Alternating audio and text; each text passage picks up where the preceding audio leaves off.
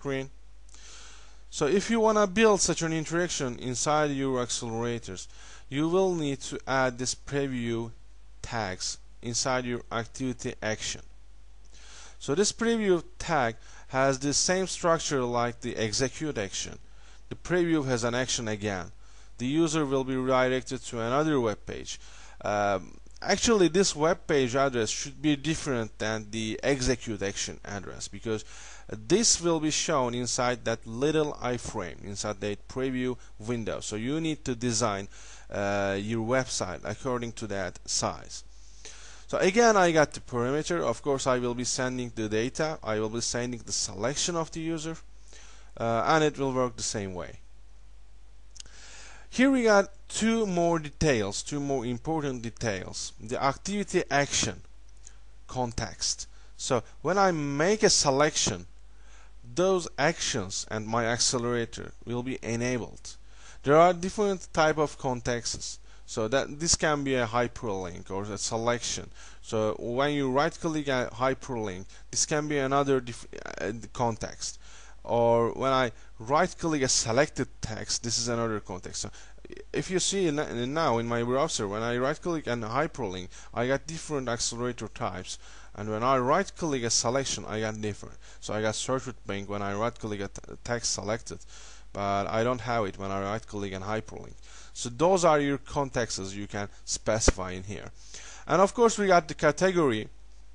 The category has no big effect on the function of this accelerator. The category is very important in the way Internet Explorer 8 will show you accelerator. So when I right click something, you will see on the all accelerator tab that different accelerators are grouped.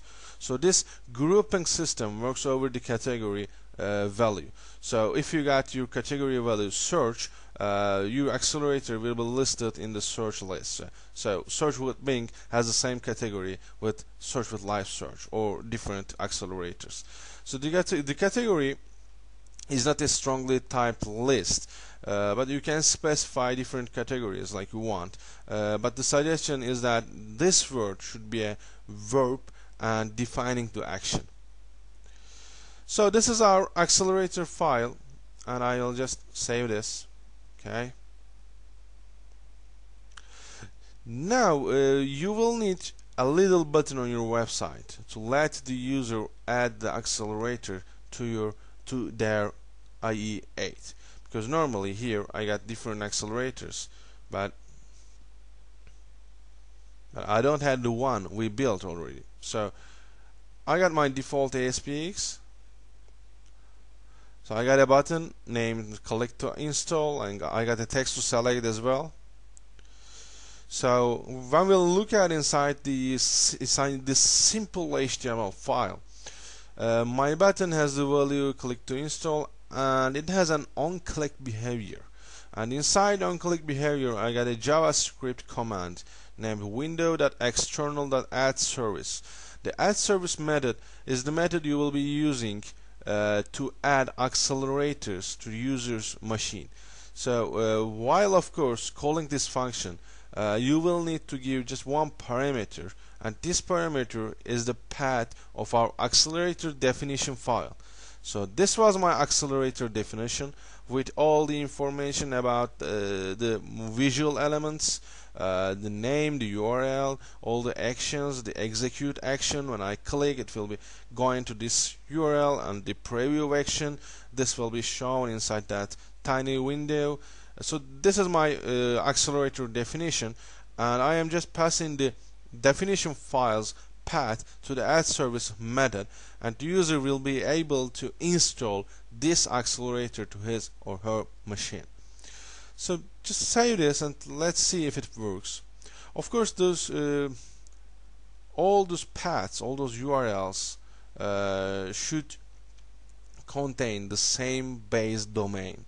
Okay, so that's an important aspect. So just right click on within browser. That's a very simple website. So I click. Okay, I got the accelerator installation screen.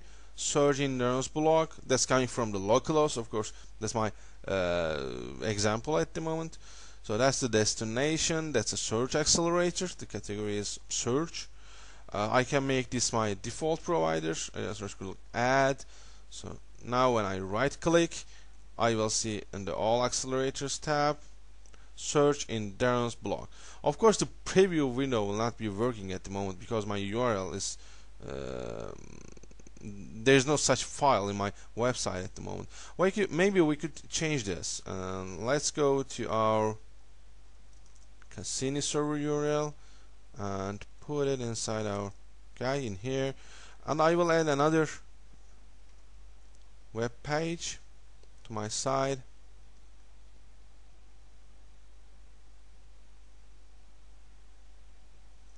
So let's say visual results, okay, and let's say here is what you are looking for, and get a label. Come on.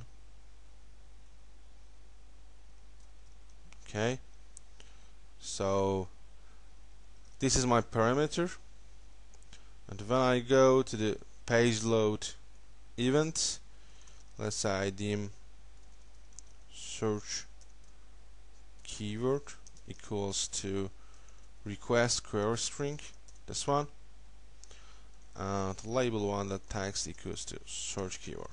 So I'm just requesting to query string the parameter that my accelerator is sending, and I will just write it on my page, but in your actual samples or your actual websites, you can just go to your database and search for this word and output the result in this web page. So let me save all of this and go again to our okay, here it is. So first of all, of course, I will need to uninstall my accelerator, remove, so add it again, oops, F5, okay, let's go. Oh, of course, as I said earlier, all the domains, all the base domains need to be the same. Okay, save, F5. So here it is, add it. When I click text, right click, go to all accelerators, search in Darren's blog. So oops, oh yeah, it's opening the same site. So this is the web page you need to open. Save, replace, right click text, go and search. So here is what you are looking for. This is the text. So if I select the select word and right click on it, go to all accelerators again, search in Darren's blog, and this time I got the right word again. So this is the way accelerators work. Of course, you will need to build different visual pages. You can do paging in it or whatever. So when I click, you will see the URL is going to somewhere where I don't have such a file anyway. So this is the right URL we specified in here. Okay. So this is the way how it works, and that's really very easy.